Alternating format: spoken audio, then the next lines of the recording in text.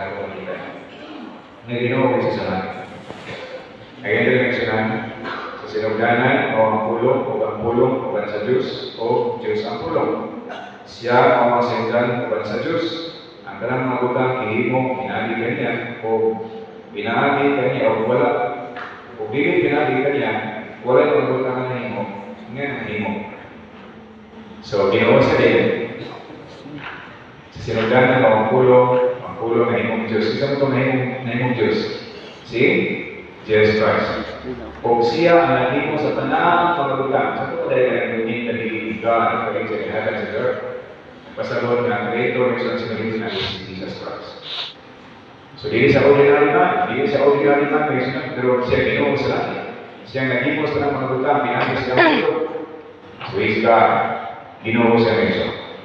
Okay? Point number 2. He became a man. Himo siya tao, kung kay Ginoo sa salamat. Iya, iabot ng isoon ang tukang level sa tuwang pagbati ng Tuhanon. Himo siyang tao. Aron nga mahimo siyang epektibo nga nalaban sa Tuhan sa langit. Iya, iabot ang level kapag niya mag-feel niya ang itong pagbati, pag-uyon din tao, magtutumon, mag-uol, so yan. Okay? So, nakayon na niya. And the Word became flesh and dwelt among us, and we beheld His glory, the glory as of the only begotten of the Father, full of grace and truth.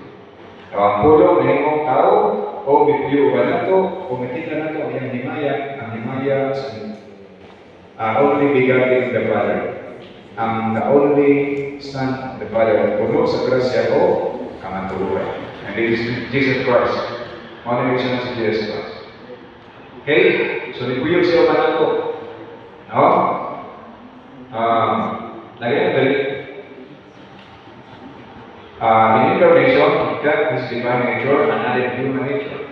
Sa iyang pagkatao, iyahabi, nagpabiling siya Diyos o nahimo siyang tao. So, meaning, duha ang iyang identity. Pagkanin niya sa kalibutan.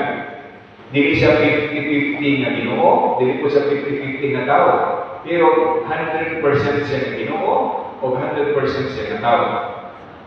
Dili nato nakabot ng isun nga, dili nato nakabot ng ka-nature, dili nato masaktan ng nature kung kita, tao ba kita? Tao ba? Wala tayo nabot ng isun sa level na himot ang Ginoo, himot ang Diyos, himot ang Creator, kita mga created beings sa kita.